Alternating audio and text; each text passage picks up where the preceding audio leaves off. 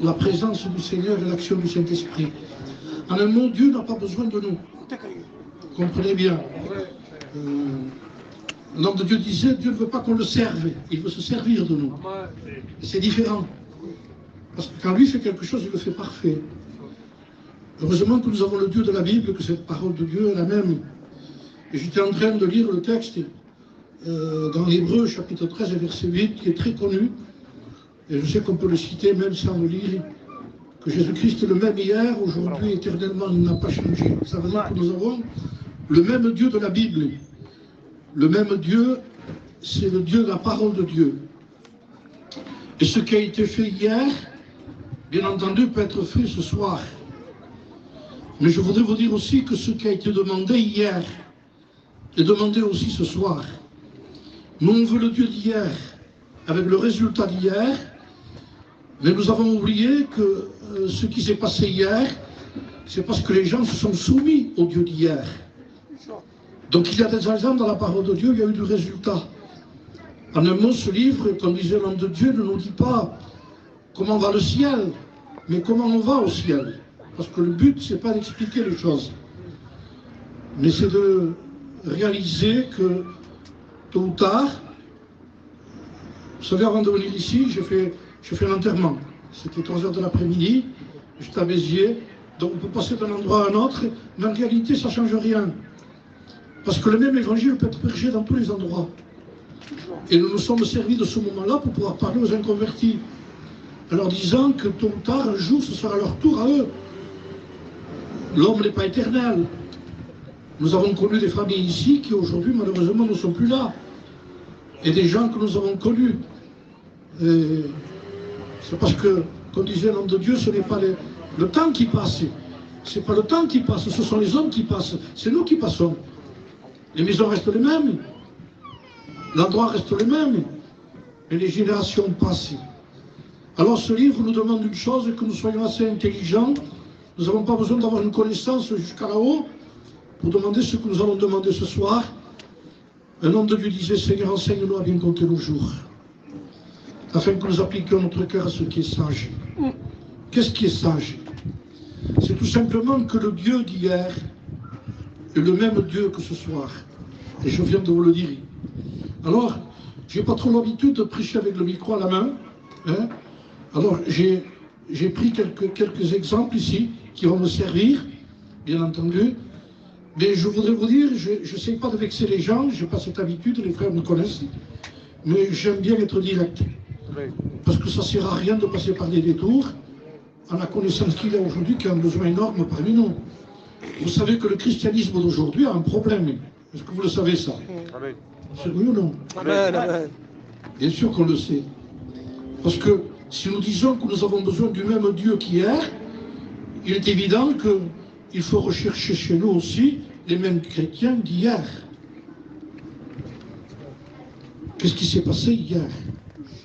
Comment ça s'est passé hier? Et pour se renseigner, nous consultons la Bible. L'apôtre Saint Paul disait, que dit l'Écriture? Quand il y a un cas, un problème, une difficulté, ce n'est pas à nous, avec notre gitanisme, d'arranger les choses. Il faut arranger les choses selon la parole de Dieu. Un homme de Dieu a dit un jour, ce livre est capable de faire la différence non simplement entre le vrai et le faux. Entre le vrai et le faux, le livre le fait. Mais ce livre est plus capable que ça. Ce livre fait la différence entre le vrai et le presque vrai. Et ça, c'est différent. Aujourd'hui, nous avons un problème dans le presque vrai. On ne dit pas que c'est faux, et quand on l'examine, on dit mais c'est pas trop vrai non plus. Donc s'il n'y a pas du trop vrai, c'est qu'il y a un problème de conversion. Il y a un problème de renoncement. Il y a un problème qui s'est passé et que les temps ont changé et que malheureusement, on donne le salut à n'importe quel prix. On veut pourvu que des mains se lèvent. Je sais ce que c'est être prédicateur.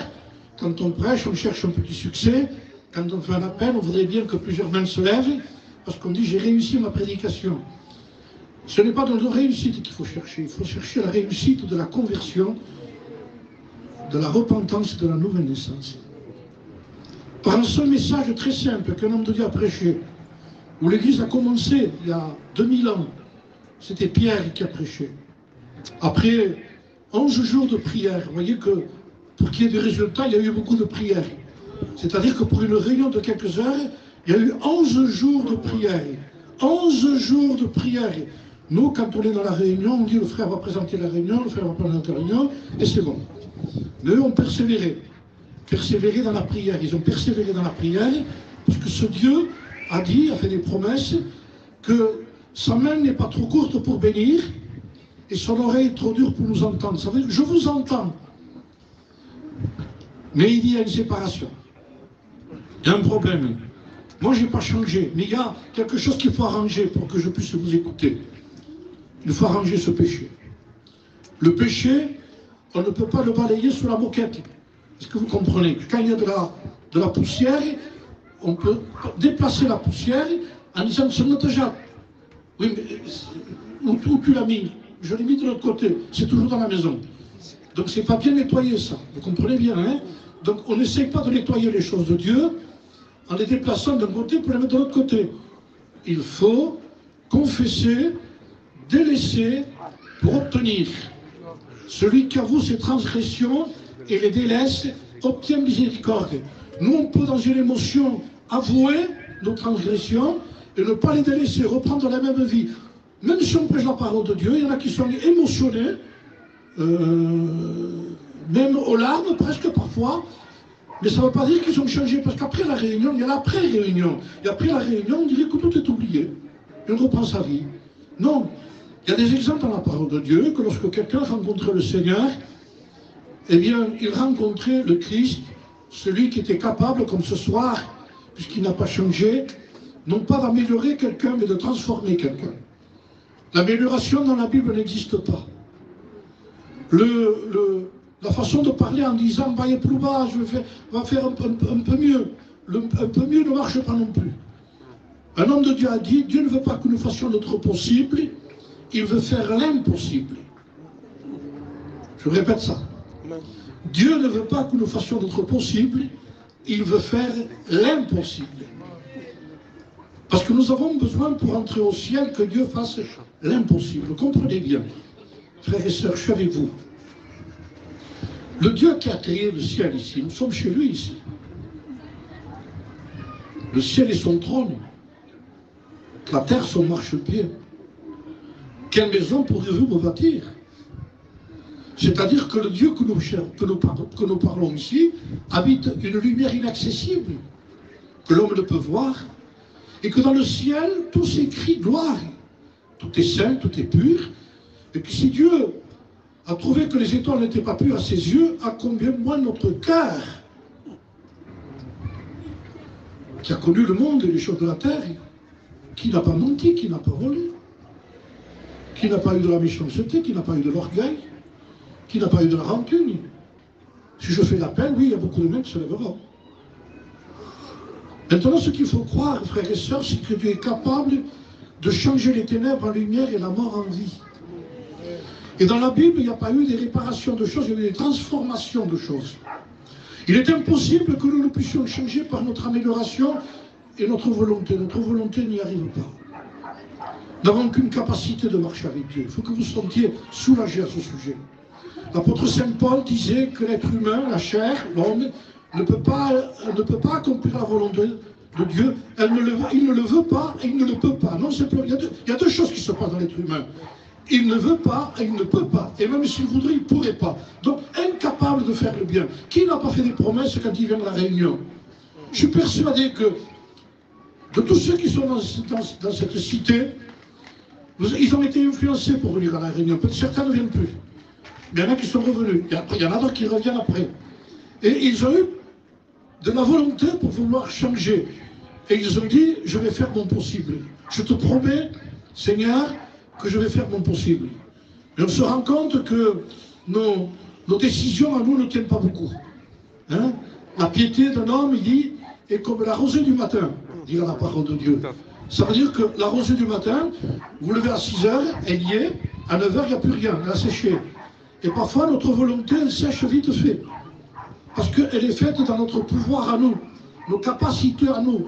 Le diable nous trompe, la chair nous trompe, en disant, preuve de saint chrétien, preuve, on me nous preuve, ça ne marche pas, essayer.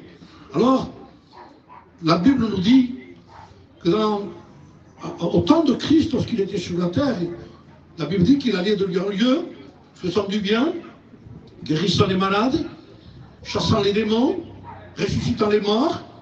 Il changeait tout, parce que sur la capacité de changer, de transformer quelqu'un. Alors, j'ai consulté la Bible, écoutez bien, et je me suis dit, Seigneur, il y a des exemples d'hier, et il y a le christianisme d'aujourd'hui. Quand je regarde le christianisme d'hier, je dis que des conversions, que des hommes de Dieu, comment ils ont changé, comment ils étaient capables de pardonner, d'aimer leurs ennemis. Quel plus grand miracle que quelqu'un qui peut aimer son ennemi. Est-ce que vous connaissez un miracle aussi grand que celui-là? C'est plus grand quelqu'un qui peut pardonner son ennemi que quelqu'un qui est purifié de la lèpre. Et qui peut faire ça? Qui? Moi je peux pas, moi. Personne. Aujourd'hui, on a bien un christianisme qui peut dire aujourd'hui, comme ça, c'est pour ça que ça ne ressemble pas au christianisme d'hier. Avant, c'était, quand quelqu'un rencontre le Seigneur, il était capable de se réconcilier avec quelqu'un. C'est pas un problème pour lui. Parce qu'il savait que de toute façon, dans le ciel, si on ne pardonne pas, on ne va pas au ciel. Vous savez ça. Dans le ciel, il n'y aura que ceux qui ont pardonné, parce qu'en pardonnant, nous avons dit au Seigneur, pardonne-nous nos offenses, comme nous aussi nous pardonnons à ceux qui nous ont offensés. Nous avons demandé dans notre prière, pardonne-moi de la même façon que moi je pardonne. C'est nous que nous disons, parce que c'est le Seigneur qui nous enseigne à prier comme ça. Les disciples ont dit, enseigne-nous à prier. Et le Seigneur Jésus-Christ a dit, quand vous priez, dites, notre Père qui est aux cieux, que ton nom soit sanctifié, que ton règne vienne, que ta volonté soit faite sur la terre comme au ciel. Donne-nous aujourd'hui notre pain quotidien. Pardonne-nous nos offenses comme nous aussi nous pardonnons à ceux qui nous ont offensés. Ne nous induis pas dans le mal, mais délivre-nous du mal. Car c'est à toi qu'appartient dans tous les siècles le règne et la gloire au siècle des siècles. Amen. La prière de Jésus-Christ n'est pas simplement une prière, c'est un enseignement d'une vie avec Dieu. C'est une vie. Et il nous a dit, pardonnez-nous nos offenses quand vous priez, comme nous aussi nous pardonnons à ceux qui nous ont offensés. Donc là, on a besoin d'un miracle. Si ou non? Même en ayant tort, aujourd'hui on va avoir raison. Donc rendez-vous compte quand on a raison et qu'il faut pardonner. C'est même pas la peine. En dit qu'un tort ne peut pas pardonner. Donc rendez-vous compte en ayant raison. Donc nous avons besoin d'un miracle. Nous avons besoin que le Seigneur fasse les mêmes choses qu'il a fait hier. Mais il veut trouver la même disposition qu'hier. Parce qu'il y a un christianisme qui est rentré qui me fait peur. J'ai peur. J'ai 70 ans et j'ai peur. Il y a 50 ans que je suis baptisé. Et j'ai vu la dégradation de plus en plus. Et disons-le, je fais partie des serviteurs de Dieu, je ne juge personne. Il y a l'évangile qui est rentré chez nous qui est aigrit, comme on dit. Le Seigneur a changé l'eau en vin. Le Seigneur, dans un endroit, il a changé l'eau en vin. Mais quelques temps plus tard, certains ont mis de l'eau dans le vin. Il n'a plus le même goût. Quand il a été écouté, quand le Seigneur l'a changé, il a dit, mais qu'est-ce que c'est ça? Qu'est-ce que c'est ce vin? Qu'est-ce que c'est cet évangile? Et ils ont dit, c'est Jésus qui a fait ça. Ah, que c'est bon quand Jésus fait quelque chose. Et après, petit à petit, certains ont mis de l'eau dedans. T'as fait attention. Et les gens disent, ça n'a pas le même goût qu'hier, non? Non, il dit. Mais pourtant, alors le Seigneur dit, pourquoi vous avez mis de l'eau dans le vin? C'est pas votre vin, c'est le mien. C'est pas votre évangile, c'est le mien. Personne n'a la capacité, personne ne peut y arriver. Personne ne peut arriver à ce que le Seigneur veut. Dieu nous demande de la bonne volonté. Dieu a dit, si mon peuple reconnaissait, il n'a pas dit si mon peuple changeait. Nous n'avons pas de capacité pour changer, mais reconnaître, oui. Alors j'ai cherché dans la Bible, et j'ai vu dans la parole de Dieu, qu'il y a eu dans l'Ancien Testament des hommes qui ont marqué leur temps par ce qu'ils ont fait. Noé a marqué son temps par l'arche qu'il a construite. Quand vous parlez de Noé, quand on pense à Noé, on pense à l'arche, il est lié à l'arche. Chaque personne a été liée à quelque chose qu'il a été sur la terre. Donc j'ai vu le Noé d'hier. Et si je regarde le Noé d'aujourd'hui, ce n'est plus une arche qu'il y a. C'est un bateau de plaisance. Donc quand vous montez dedans, il y a tout le confort, vous vous sentirez bien, vous allez vous régaler. C'est pas ça, il dit. Il n'y avait que le juste pour être sauvé, c'est tout à l'intérieur. Et aujourd'hui, on essaie de faire des bateaux à notre façon. Alors je dis, Seigneur, mais c'est pas le même Noé. Non. Le Noé d'hier n'est pas le même Noé d'aujourd'hui. On l'a changé. On l'a fait plus moderne, plus compréhensible pour que les gens ne se sentent pas isolés. On a mis du confort dans l'arche. Il n'y en avait pas de confort dans l'arche, il n'y avait rien. Il y avait assez de nourriture pour tenir le coup, c'est tout. Et ça a été fait selon les normes de Dieu. La différence qu'il y a entre Noé et aujourd'hui, c'est que Noé a suivi les instructions de Dieu. Dieu lui a dit le métrage. Il lui a dit de quelle façon il fallait le faire. Telle longueur, telle hauteur, une porte à côté, une petite fenêtre en haut. Il n'a pas ajouté quelque chose que peut-être Dieu aurait oublié. Il y a quelque chose qui est presque oublié pour un bateau. Une petite barque, il faut un petit gouvernail, il en faut un. Une petite barque, il faut un gouvernail. Et à ce grand bateau, il n'y avait pas de gouvernail. Il aurait pu dire, aujourd'hui, l'église d'aujourd'hui, les enseignants d'aujourd'hui, les prédicateurs de chez nous, on va ajouter un gouvernail, ça fait plus beau pour diriger. Je ne t'ai pas demandé de faire un gouvernail, moi. Parce que quand moi je demande de faire quelque chose, c'est moi le gouvernail. C'est moi qui dirige. C'est moi qui contrôle. C'est moi qui prévois. Et aujourd'hui, on a sorti la confiance que nous avions en Dieu pour la mettre en nous. Et nous cherchons un modernisme, que vous le vouliez ou pas. On cherche des prédications qui vont dans le sens des gens. Vous dire une chose qu'a dit un homme de Dieu. Il disait cet homme de Dieu carrément comme ça, les loups, donc un loup c'est pas un berger. Et il disait les loups diront toujours aux gens ce qu'ils ont envie d'entendre. Et non pas ce qu'ils ont besoin d'entendre. Je ne voudrais pas, et je crois que tous les prédicateurs doivent rentrer dans cette lignée, dans cette même pensée ce soir, c'est que nous n'avons pas besoin de dire aux gens ce qu'ils ont besoin ce qu'ils ont envie d'entendre. On aime bien avoir envie de dire ça va comme ça, le Seigneur te voit, le Seigneur voit que ça, tu vas au ciel, il n'y a pas de problème. Il ne faut pas le dire que les gens vont en enfer. Mais ce n'est pas nous qui disons qu'ils vont en enfer. Si quelqu'un vit dans le péché, il ne va pas au ciel. Le salaire du péché, c'est la mort. Ça veut dire que la peine du péché, c'est mourir, aller en enfer pour toute l'éternité. Donc c'est à nous de nous rendre compte de ce que le Seigneur est en train de nous dire, et chacun de nous. C'est trop grave, frères et sœurs. Je n'ai pas le droit, moi. Et aucun prédicateur n'a le droit. Ce n'est pas notre affaire à nous. C'est l'affaire de Dieu. C'est Dieu qui a tant aimé le monde. C'est Christ qui est mort sur la croix. C'est son Fils qui a été caché sur son visage, pas nous. Et ce n'est pas à nous de changer l'évangile et de l'adresser à notre façon. Nous avons besoin de dire ce que la Bible dit. Et nous avons trouvé, et nous avons intérêt à chercher les mêmes cœurs qu'il y a eu hier. Alors j'ai cherché aussi le lépreux d'hier. Un lépreux vint à lui. Un lépreux vint à Jésus, dira la parole de Dieu. Et quand il l'a vu, il s'est jeté à genoux devant lui. Il lui a fait une prière. Écoutez bien. Seigneur, si tu le veux, tu peux me rendre pur. Quelle prière plus simple. Mais c'est la prière selon le besoin. Que voulez-vous qu'il dise? Il a besoin d'être purifié. Il faut qu'il fasse la prière du lépreux. Alors le Seigneur le touche et lui dit en pleurant, ému de compassion. C'est le même Jésus ce soir. En pleurant, avec les larmes aux yeux, il le toucha et lui dit, je le veux, sois pur. Au même instant, la lèpre l'a quitté. Avec une recommandation de la part de Jésus. Écoutez bien le témoignage quand quelqu'un reçoit quelque chose de Dieu. Jésus lui dit au lépreux, va te montrer au sacrificateur. Parce que c'est celui qui t'a déclaré que tu étais impur, c'est lui qui le déclarait. C'est lui qui l'examinait, en disant cet homme est impur, il ne peut plus rentrer au camp. Il ne pouvait plus rentrer au camp. Il n'avait pas le droit de rentrer au camp. Ça veut dire s'il aurait été dans la synagogue, on le mettait dehors. S'il rentrait à Jérusalem, on le lapidait. Il n'y a pas de problème. Mais quand Jésus faisait quelque chose, il dit, va voir la loi qui t'a examiné. Parce que la loi nous dit que tu es pécheur, tu n'es pas capable, tu ne peux pas, tu ne tueras pas, tu ne voleras pas, tu ne convoiteras pas. Tu n'auras pas de faux témoignages, tu ne voleras pas, tu ne tueras pas. Et devant la loi, on est lépreux. La loi nous déclare impurs.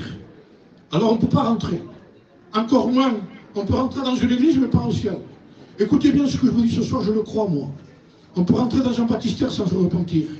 Mais on ne rentre pas au ciel sans se repentir. Il y a beaucoup trop de gens chez nous qui sont rentrés dans les baptistères sans se repentir. Ils n'ont rien arrangé. Je vous mentionne une réunion, quelques réunions, ils ont levé la main, ils ont senti des frissons, et ils ont dit je suis un candidat. Ils assistent à 2 ou 3 réunions de prière, et tôt ou tard, après, ils sont baptisés. Mais ils n'ont jamais été déclarés purs. Pourquoi? Parce que le Seigneur a dit, si tu viens à moi, moi je suis capable de te purifier. Amen. Et de te dire, va te montrer au sacrificateur. Et quand le sacrificateur allait chez lui, vous comprenez bien, il vient de le déclarer impur. Il va l'examiner comme il faut. Hein. Et comment je t'ai vu l'autre jour, c'était un impur. Qu'est-ce qui s'est passé? Eh bien, j'ai rencontré l'homme Jésus. Et je me suis jeté à ses pieds. Voyons alors si c'est vrai. C'est-à-dire que quand Jésus guérissait quelqu'un, il lui disait tout simplement, va dire à la loi ce qu'a fait la grâce. Parce que la grâce a une capacité, c'est pas de couvrir le péché, c'est d'enlever le péché. Amen. La grâce ne met pas le péché de côté en disant, de ou. Ça c'est le langage catalan de chez nous. Je vous le dis avec tout l'amour que j'ai pour vous. C'est ténébreux. Ça laisse le péché, ça laisse la lèpre. On ne couvre pas ça. On a besoin que le Seigneur le purifie. Le sang de Jésus-Christ est capable de purifier de tout péché. Amen. Le sang de Jésus-Christ est capable. Comme on chante des cantiques, parfois je me demande pourquoi on dit ça, je ne sais pas, c'est comme ça quoi. On dit s'il y a un problème en ta vie, la sang de Christ. Si tu as des problèmes en ta vie, non, ce n'est pas pour les problèmes le sang de Jésus, c'est pour le péché. C'est plus grave. Salaire du péché, c'est la mort. Et le sang de Jésus-Christ purifie de tout péché. Parce qu'après avoir confessé son péché, il faut demander le sang de Jésus. Et le sang de Jésus-Christ purifie de tout péché. Le sang de Jésus-Christ est le même évangile, la même parole. Alors je me suis dit, quels sont les lépreux d'aujourd'hui? Le lépreux d'hier, quand il a vu Jésus-Christ, il a été purifié. Déclaré pur par la loi. Tu peux rentrer chez toi, tu peux revenir chez toi. Va te montrer au sacrificateur, a dit Jésus. Je défie le sacrificateur dans ce que je viens de faire. Et le lépreux a été purifié. Le lépreux d'aujourd'hui.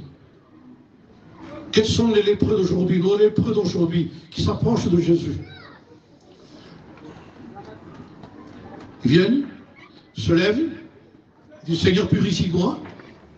Et tout d'un coup, quand on les voit partir, parce que quand le lépreux était guéri, s'il lui manquait un morceau de lèvre, parce que la lèpre pourrissait, et ça faisait tomber un morceau de lèvre, une oreille, un doigt.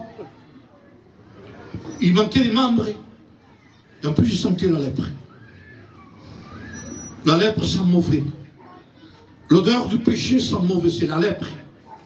Les lépreux d'aujourd'hui, ils témoignent, et ce jour-là, le Seigneur va sauver. Ils descendent de l'estrade, ils ont dit, mais il te manque encore un doigt, non?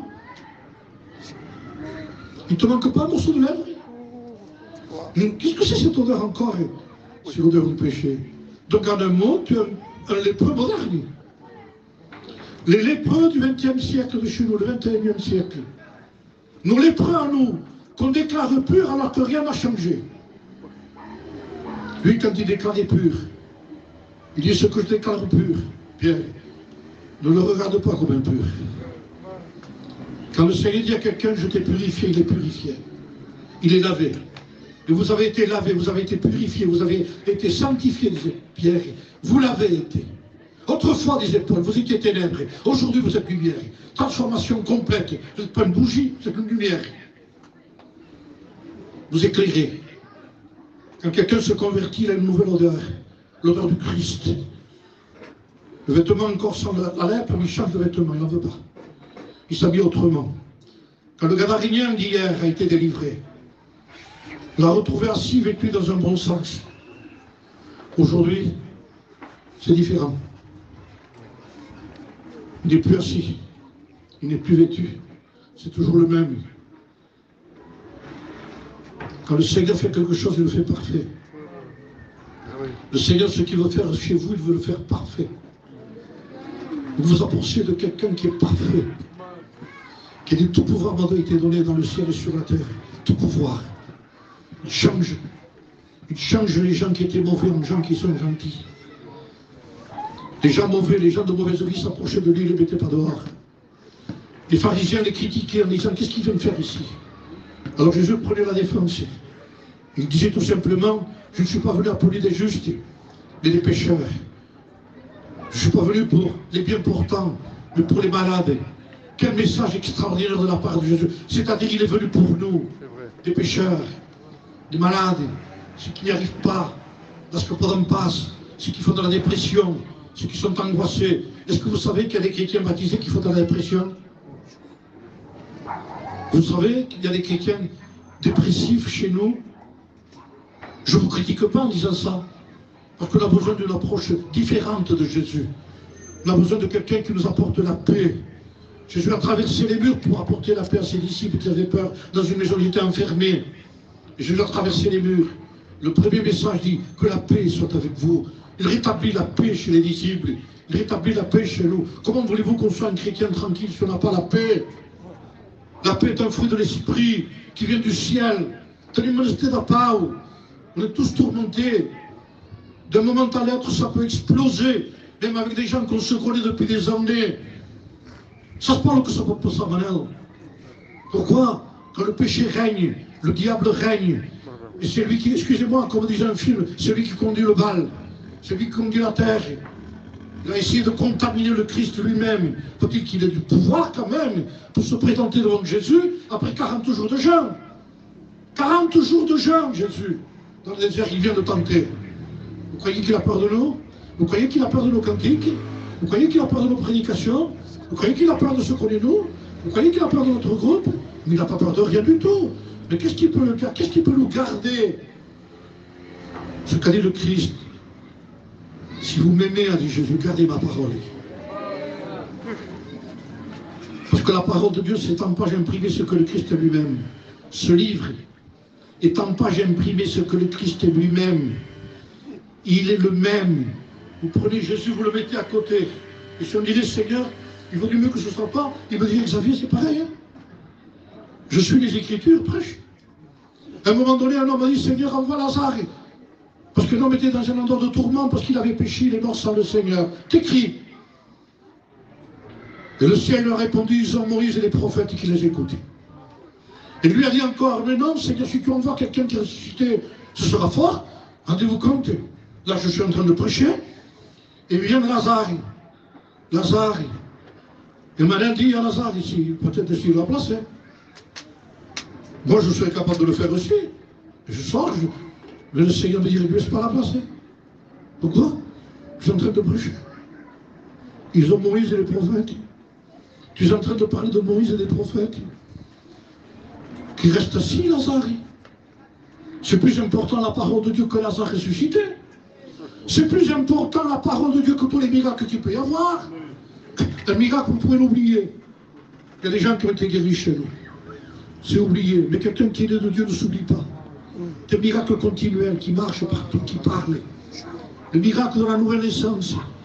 Le miracle de la conversion. De ce qui s'est passé hier. Ce n'est plus les mêmes lépreux, c'est plus les mêmes conversions. Et j'arrête avec un exemple et je vous laisse. Il y avait une femme que je fais témoigner ici. On l'appelle la femme Courbet. Je lui dis, femme Courbet, tu peux donner ton témoignage? Alors je lui laisse la place. Elle vient là. Elle vient et elle témoigne. Elle me dit tout simplement, et je vous donne son témoignage, je me fais l'interprète de cette femme. J'étais dans une synagogue. Il avait 18 ans que j'étais courbé. Et je ne pouvais aucunement me redresser. Et j'allais pourtant tous les jours à la synagogue. J'allais à la réunion. J'assistais aux réunions. J'ai appris à chanter les cantiques de la réunion. J'ai appris à prier comme les gens de la réunion. Et peut-être je me suis baptisé aussi, comme les gens de la réunion. Courbé, mais je me suis baptisé. Alors, un jour dans cette réunion, il y a eu Jésus qui prêchait. Et quand lui m'a vu, lui a compris qu'il y avait quelque chose qui ne marchait pas bien chez moi. C'est que j'étais courbé. Non simplement j'étais courbé, j'étais possédé. Elle allait à la synagogue, il était possédé. Le diable n'a pas peur de la synagogue. S'il n'avait pas peur de nos synagogues, il n'a pas peur de notre église non plus, comprenez-le. Ce n'est qu'un bâtiment. Donc ça veut dire qu'il agit comme il veut. Et ce jour-là, il dit, Jésus m'a vu. Il m'a dit, femme. Il n'a même pas dit son nom. Mais elle a compris que Dieu lui parlait à elle. Et c'est ça qui est beau avec le Seigneur. Quand le Seigneur parle, les gens comprennent, il parle pour eux. Pas besoin de citer des noms ni rien. Et quand quelqu'un ressent dans sa vie qu'il n'a pas changé, qu'il y a longtemps qu'il va à la réunion et que rien n'a changé, toujours courbé, toujours courbé, toujours courbé. Vous savez ça veut dire ça? Toujours chez les choses de la terre, toujours là, toujours là. Jamais pouvoir lever le ciel, vers le ciel comme ça. Je ne peux pas, j'y arrive pas, j'y arrive pas. Pourquoi? Parce que tu es courbé. La réunion ne peut rien pour toi, les pasteurs non plus, les rabbins non plus, les psaumes non plus. Il n'y a rien qui pourrait rien. Mais ce jour-là, ce jour-là, ce jour-là, Jésus parlait. Et quand Jésus parlait, Amen. C'est différent, frères et sœurs. Vous savez ce qu'on a besoin aujourd'hui? C'est que Dieu nous parle. Amen. J'ai envie de dire avec vous et moi avec vous, et je suis avec vous, Seigneur, viens nous parler. Seigneur, viens nous bouger. Seigneur, viens nous secouer. Seigneur, viens enlever la poussière de l'évangile qui est tombée sur nous. Nous sommes poussiéreux, Seigneur. Si on nous frappe sur l'épaule, il y a plein de poussière qui sort. Des années de poussière de l'évangile que nous avons sur nous. Nous avons besoin d'un habit nouveau, Seigneur. Nous avons besoin d'un renouveau. Je voudrais crier au ciel, que Dieu m'entende ce soir avec vous. Et chacun de nous, Seigneur, visite-nous. Visite-nous, Seigneur. Viens créer chez nous, Seigneur, un esprit de repentance, de conversion et de nouvelle naissance, Seigneur. Viens redresser ce qui est courbé. Viens redresser, Seigneur, ce christianisme qui s'est tellement habitué, qu'on a tellement peur de bouger. Il fera mal. Non. Le Seigneur ne fait pas du mal quand il agit. Il n'a pas fait faire un cours de gymnastique à la femme. On disait, viens, il faut que tu fasses une séance de gymnastique. Non, non, non, il dit, femme, sois délivrée de ton infirmité. Cette femme s'est redressée. Témoignage. Et là intervient le témoignage. Cette femme, quand elle est sortie de la synagogue, n'avait pas besoin de parler. On disait, mais c'est elle, c'est pas elle. C'est ça le témoignage. Je ne la reconnais plus. Je ne le reconnais plus. On entendait parler de la maison à notre maison avec des mots bizarres sur les enfants, n'importe quel. Et tout d'un coup, on n'entend plus ça. On n'entend plus les cris, on n'entend plus les mots bizarres, tout ce qu'il y a. Mais il y avait quand même la réunion après. Hein. Après les mots bizarres, on rentrait dans la synagogue, on parlait en langue. S'il vous plaît. Vous le savez que ça ne va pas, ça. Oui ou non? Vous le savez? On n'a pas besoin de parler en langue, on a besoin de parler une autre langue. Être gentil, conciliable. On mot diable ben notre catalas. Il y a vrai, mais. Et que ça compte ça chez nous, encore plus avec Dieu, quand on est chrétien. Il y a vrai. On dit Dieu, après l'autre, c'est qu'à l'estima, c'est qu'à pardonner. C'est vrai ou pas? Amen. Bien, c'est ce que le Seigneur veut faire chez nous. Il veut redresser ce qui est courbé. Ce qui est courbé, dit dans la Bible, ne peut pas se redresser. Mais Dieu est capable de redresser ce qui est courbé. Il est assez puissant, Jésus, pour redresser la femme courbée. Et le témoignage de cette femme, on le connaît aujourd'hui. Quand elle sortait dehors, on disait c'est pas la même femme. Non, c'est pas la même femme. Pourquoi? Parce qu'avant elle marchait courbée, maintenant elle n'est pas courbée. C'est fini. Et si on lui proposait, comment tu faisais avant? Ah non, c'est fini. Ah non, ne me demande pas ça, je ne le ferai pas. Parce que quand quelqu'un a été redressé, si vous lui demandez de passer un compromis, de faire des choses qu'il ne faut pas dire, ah non, non, non, non, je ne le fais plus moi ça. Hein. Ça et ça et ça, je ne le fais plus ça. Je ne le fais plus moi de mentir. Je ne le fais plus de voler moi. Dans le magasin par exemple, il dit, non, non, je ne fais plus ça moi. Je ne le fais plus ça. C'est fini ça. C'est terminé ça. Je ne vis pas que de pain seulement, je vis toutes les paroles qui sont de la bouche de Dieu. J'aime la communion avec Dieu, j'ai ma part, et je me mise à part avec Dieu. C'est fini, terminé, maintenant je vis comme une chrétienne. Alors, ne confondons pas ce qui a été fait hier et ce qui est fait aujourd'hui. Oui, nous avons besoin du même Dieu. Jésus-Christ est le même hier, aujourd'hui, éternellement. Et on prêche le même Dieu. Mais il faut dire les choses comme ils sont. Ce n'est pas le même évangile. Ce n'est pas les mêmes gens. Il faut que ces gens soient délivrés. Tenez-moi que notre peuple le sait de Dieu. On a besoin, frères, de se remettre en question. Les frères, c'est un appel que je fais à moi avec vous. Réformons nos voies, frères. Crions à Dieu. Regardez ce qui se passe, le besoin qu'il y a chez nos enfants. Regardez ce qui se passe chez nos jeunes. Et ce pas je sais pas Moi j'ai 70 ans. J'ai connu mon époque quand j'avais 17 ans, 18 ans. Rire, pardon, que fait, excusez-moi le mot, hein, pour ceux qui sont en deuil. Mais aujourd'hui, vous le savez que c'est pas comme ça. Au témoignage qui passe un jeune et qui, j'étais un drogué. Je me droguais. Je suis à la cocaïne. Vous savez ce que c'est? Il n'y a que ça qui vient. Il n'y a que ça qui vient. Nous avons besoin de crier à Dieu. Que va être nos enfants? Que va être nos petits-enfants? Que va être nos maisons? Avec un évangile bradé, l'évangile n'importe comment, nous n'avons pas le droit. Ramenons Dieu chez nous. Pour le ramener dans nos églises, pour crier à Dieu de tout notre cœur, et pour que nos chrétiens, quand ils s'approcheront de Dieu, s'approchent de Dieu, et qu'ils soient délivrés comme le lépreux, et comme la femme corbeuse. On va prier le Seigneur. Nous te remercions, Seigneur. Connais notre besoin. Connais mon besoin à moi. Seigneur, je souffre pour moi. Je sais que tu demandes beaucoup de choses de moi. Mais je souffre aussi pour ton peuple. Seigneur, je souffre pour cette ville aussi. Je souffre pour mes frères, je souffre avec eux. Nous souffrons ensemble, Seigneur. Parce que nous voudrions tellement voir ta gloire. Amen. Nous voudrions voir les conversions d'hier, Seigneur. Seigneur, nous voudrions voir les Noé d'hier. Ceux qui ont marqué leur temps. Seigneur, les disciples d'hier. Les témoignages d'hier. Les conversions d'hier. Une seule prédication de Pierre, 3000 âmes se sont converties. Seigneur, n'es-tu pas le Dieu de Pierre? N'es-tu pas le sauveur de l'apôtre Pierre? N'es-tu pas aussi notre sauveur à nous? Dieu du ciel de l'univers, crée quelque chose de nouveau en nous. Des désirs que nous n'avions pas, remets-les en nous. Un zèle nouveau, une pureté nouvelle, Seigneur, pour que le peuple en soit béni. Nous sommes responsables d'un témoignage, chacun de nous, pour que le peuple soit béni, Seigneur. Au nom de Jésus.